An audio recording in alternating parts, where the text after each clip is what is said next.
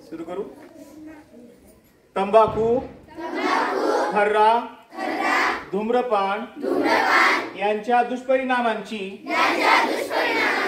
मला जाणीव आहे। म्हणून मी जन्मभर या व्यसनांपासून दूर राहण्याचा संकल्प करीत आहे। माझे घर आणि माझा आजूबाजूचा परिसर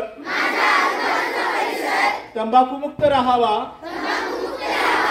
इतरांनी तंबाखूजन्य पदार्थांचा परित्याग करावा यासाठी मी प्रयत्न करीन। माझी शाळा, माझे घर, माझे गाव, माझे शहर आणि माझा महाराष्ट्र तंबाखूमुक्त बनवेन।